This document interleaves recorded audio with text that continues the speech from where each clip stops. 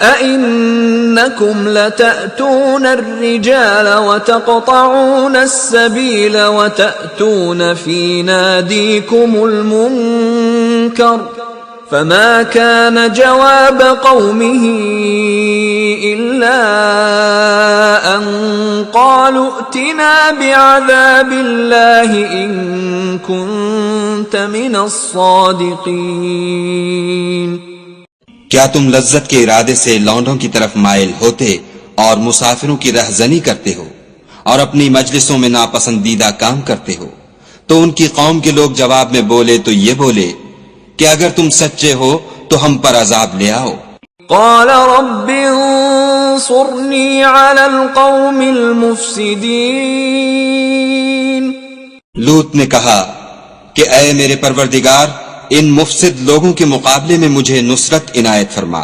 وَلَمَّا جَاءَتْ رُسُلُنَا إِبْرَاهِيمَ بِالْبُشْرَى قَالُوا إِنَّا مُهْلِكُو أَهْلِ هَذِهِ الْقَرْيَةِ إِنَّ أَهْلَهَا كَانُوا ظَالِمِينَ۔ اور جب ہمارے فرشتے ابراہیم کے پاس خوشی کی خبر لے کر آئے تو کہنے لگے کہ ہم اس بستی کے لوگوں کو ہلاک کر دینے والے ہیں کہ یہاں کے رہنے والے نافرمان ہیں۔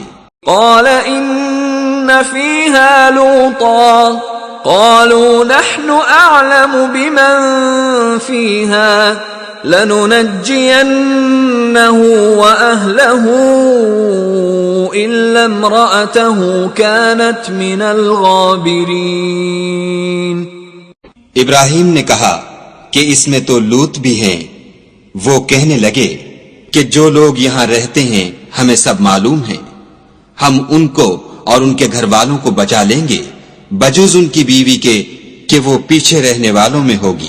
وَلَمَّا أَن جَاءَتْ رُسُلُنَا لُوطًا سِيءَ بِهِمْ وَضَاقَ بِهِمْ ذَرْعًا وَقَالُوا لَا تَخَفْ وَلَا تَحْزَنْ إِنَّا مُنَجُّوكَ وَأَهْلَكَ إِلَّا امْرَأَتَكَ كَانَتْ مِنَ الْغَابِرِينَ۔ اور جب ہمارے فرشتے لوط کے پاس آئے تو وہ ان کی وجہ سے ناخوش اور تنگ دل ہوئے۔